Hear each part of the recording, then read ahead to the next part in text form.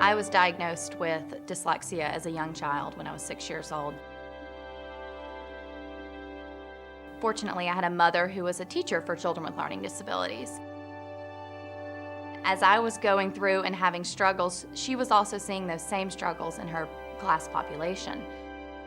And so she was continuously coming to the Learning Disabilities Association national conferences and reaching out to the educators and the researchers and saying, why is my child struggling? Why is she having these difficulties?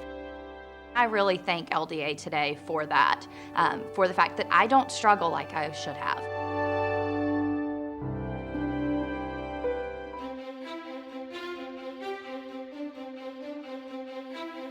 LDA grew out of the humble roots of parents searching for answers, and I think one of the things you get is you get to feel the heartbeat of this organization, which makes it different from a lot of higher level professional organizations that move farther away from the soul of this. And the soul of this is really helping kids be successful and not struggle as much. Criticism. Good job.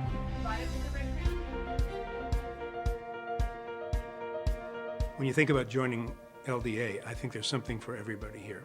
If you're a researcher, a practitioner, a scientist, a mental health worker, there's a high level of work that's going on in terms of looking at the best practices research, the things that we all need to know that guide us in our own work. If you're a classroom teacher, at the conferences we run, there's session after session about how to do it. What do I do when? There's a very practical orientation.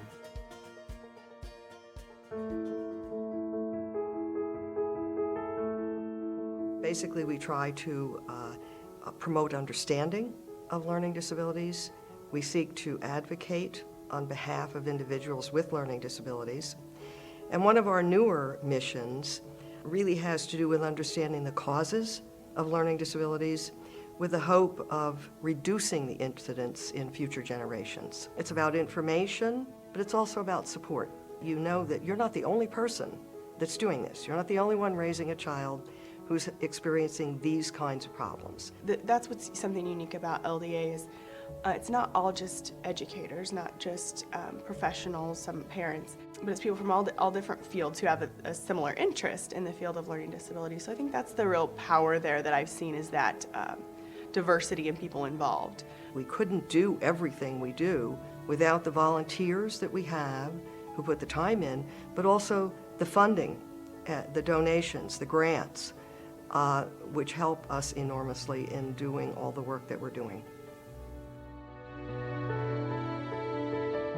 LDA has been a resource for me. I am now a teacher of children with learning disabilities and have a private practice.